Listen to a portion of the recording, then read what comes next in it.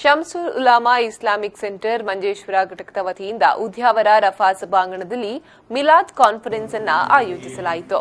ಸಂಘಟನೆಯ ಅಧ್ಯಕ್ಷ ಅಬೂಬಕರ್ ಮಾಹೀನ್ ಹಾಜಿ ಅವರ ಅಧ್ಯಕ್ಷತೆಯಲ್ಲಿ ನಡೆದ ಕಾನ್ಫರೆನ್ಸ್ ಅನ್ನು ಸಂಯುಕ್ತ ಜಮಾಅತ್ ಅಧ್ಯಕ್ಷ ಅತ್ತಾವುಲ್ಲಾ ತಂಗಳ್ ಮೈಲೂದ್ ಪಾರಾಯಣದೊಂದಿಗೆ ಉದ್ಘಾಟಿಸಿದರು.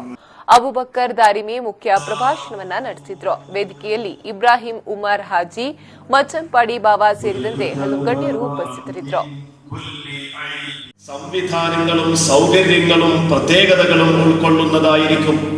എന്തുകൊണ്ടെന്നാൽ മദ്ഹിന്റെയും ഹുബ്ബിന്റെയും സദസ്സുകൾക്ക് കൃത്യമായ ഒരു ശർത്തും ഫർളും അല്ലാഹുവോ റസൂലോ പ്രത്യേകമായി ഉമ്മത്തിന്റെ മേൽ കൽപ്പിച്ചിട്ടില്ല. സുബ്ഹി നിസ്കാരവും മദ്ഹിന്റെ സദസ്സും തമ്മിൽ എന്താ വ്യത്യാസം? ചില ആളുകളൊക്കെ ചോദിക്കാറുണ്ട്, സുബ്ഹി നിസ്കാരം 2 റക്അത്താണല്ലോ, അപ്പൊ നമുക്ക് പള്ളിയിലെ ഉസ്താദിനൊന്ന് കാണാം. എന്തിന്? ഉസ്താദിനോടൊന്ന് ചോദിക്കുക, ഒരു ദിവസം നമുക്ക് ഇന്ന് മുതൽക്ക് സുബ്ഹി നിസ്കാരം 4 റക്അത്ത് നിസ്കരിച്ചാലോ? അതെന്തിനാ 4 റക്അത്ത് 2 റക്അത്ത് നിസ്കരിച്ചാൽ പോലെ? അല്ല, നല്ലതല്ലേ?